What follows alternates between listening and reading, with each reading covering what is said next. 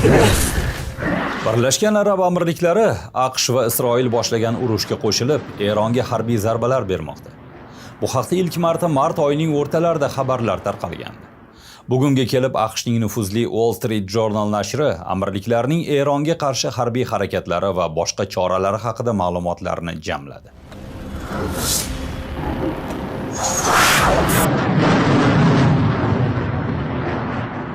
Birlashgan Arab Amirliklarining harbiylari g'arbda ishlab chiqarilgan qiruvchi samolyotlar va kuzatuv tarmoqlari bilan yaxshi ta'minlangan. Bu hujumlar mamlakat endilikda o'z iqtisodiy qudrati va Yaqin Sharqdagi ta'sirini himoya qilish uchun bu qurollardan foydalanishga ko'proq moyilligini ko'rsatmoqda. Agar bu holat tasdiqlansa, Eronning eng katta nishoniga aylangan amirliklar Yaqin Sharqdagi katta urushning faol ishtirokchisiga aylangan bo'ladi.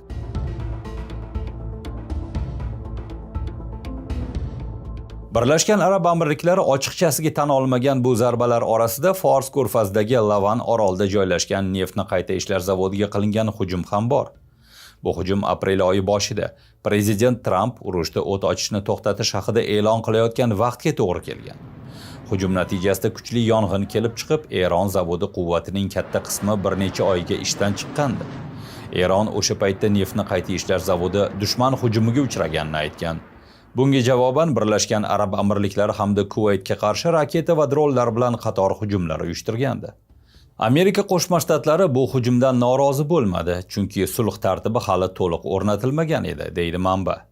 Shuningdek, Tramp ma'muriyati amirliklar yoki jangovar harakatlarga qo'shilishni istagan har qanday arab davlatining ishtirokini shovqinsiz mamnuniyat bilan qarshi olishini ma'lum qilgan.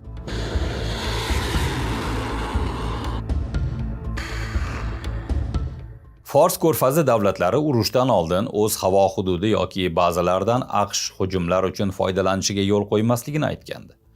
Eron esa AQSh va Isroilning hujumi AQSh bazalariga joy bergan davlatlarni nishonga aylantirish haqida ogohlantirgan. Urush boshlangach, Eron iqtisodiy va siyosiy zararni oshirish hamda AQShning hujumni davom ettirishni qiyinlashtirish maqsadida ko'rfazdagi bazalar, energetika infratuzilmasi va aeroportlarga raketa va dronlar bilan hujum qila boshladi. Wall Street Journalning hisob-kitobiga ko'ra, Eron o'zining asosiy zarbasini Birlashgan Arab Amirliklariga qaratib, unga 2800 dan ortiq raketa va dronlar uchirdi.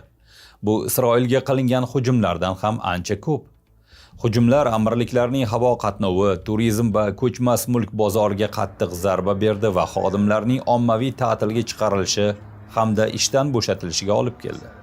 Shuningdek, bu hujumlar Birlashgan Arab Amirliklarining strategik qarashlarida tub burilish yasadi. Endilikda ular Eronni amirliklar iqtisodiy va ijtimoiy modelini yo'q qilishga qaratilgan yovuz ishtirokchi deb bilmoqda. Shundan beri Birlashgan Arab Amirliklari Fors ko'rfazida Eron bilan eng ochiq qarama-qarshilikka kirishgan davlat sifatida namoyon bo'ldi. U urush davomida AQSh bilan kuchli harbiy hamkorlikni saqlab qoldi.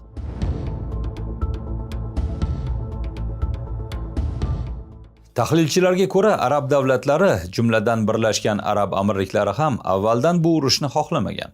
Ammo urushning dastlabki kunlaridanoq Fors ko'rfazi davlatlarining harbiy harakatlarda faolroq ishtirok etishi faqat vaqt masalasi bo'lgan. Amirliklarning urushdagi ishtiroki haqidagi taxminlar mart oyi o'rtalaridan Eron osmonida Isroil va AQShga tegishli bo'lmagan qiruvchi samolyot videoga olingandan keyin kuchaygan. Ochiq razvedka tahlilchilari Erondagi urush davomida Birlashgan Arab Amirliklari tomonidan foydalaniladigan Fransiyaning Mirage qiruvchi samolyotlari, shuningdek Xitoyning Winglong dronlarining fotosuratlariga ishora qilishmoqda. Harbiy jihatdan amirliklar AQShdan ancha kichik, ammo u F-16 kabi zamonaviy qiruvchi samolyotlar parkiga ega. Shuningdek, amirliklarda yonilg'i quyuvchi samolyotlar, qo'mondonlik va nazorat samolyotlari hamda kuzatuv dronlari bilan ta'minlangan yuqori darajada o'qitilgan harbiy havo kuchlari bor. AQSh harbiy havo kuchlarining iste'fodagi rasmiysiga ko'ra, bu imkoniyatlar Birlashgan Arab Amirliklariga mintaqa uchun g'ayritabiiy darajada mukammal havo qudratini beradi. Agar sizda shunday salohiyatli havo kuchlari bo'lsa, nega shunchaki chetda turib Eronning hujumlarini javob qaytarmasdan qabul qilishingiz kerak, deydi general-leytenant Dave Deptula. Bundan tashqari AQSh va Isroil Tehronning havo hujumidan mudofaa imkoniyatlarini deyarli yo'q qilgan. Bu esa Eron osmonida amirliklar samolyotlari jangovar topshiriqlarni bajarishi uchun xavfni keskin kamaytiradi.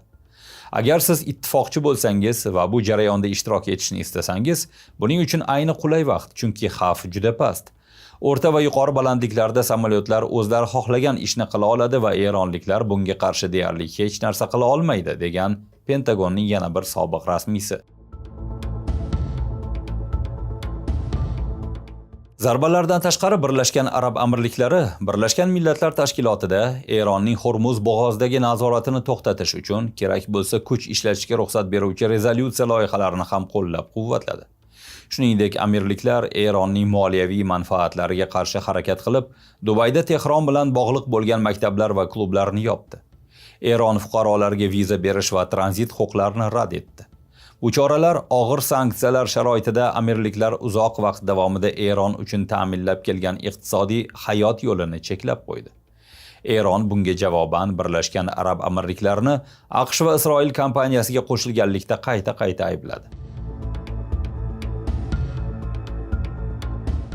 Birlashgan Arab Amirliklari Tashqi ishlar vazirligi zarbalar yuzasidan izoh berishdan bosh tortdi, biroq avvalgi bayonotlariga ishora qildi. Unda amirliklar dushmanona harakatlarga javob berishi, jumladan harbiy yo'l bilan javob qaytarish huquqini tasdiqlagandi. Pentagon izoh berishni rad etdi. Oq uy ham urush paytida Birlashgan Arab Amirliklarining ishtiroki haqidagi savollarga javob bermadi. Ammo rasmiylar prezident Tramp ixtiyorida barcha variantlar mavjudligini va AQSh Eron rejimiga nisbatan maksimal ta'sir vositalariga ega ekanligini aytdi. Fors ko'rfazining barcha davlatlari ortib borayotgan xatarlar va o'zlarining homiysi bo'lgan Amerikaning ishonchliligi masalasida bosh qotirmoqda. Birlashgan Arab Amirliklari prezidentining diplomatik maslahatchisi Anvar Gargashga ko'ra, bu vaqtda amirliklar AQSh bilan munosabatlarni yanada mustahkamlamoqda.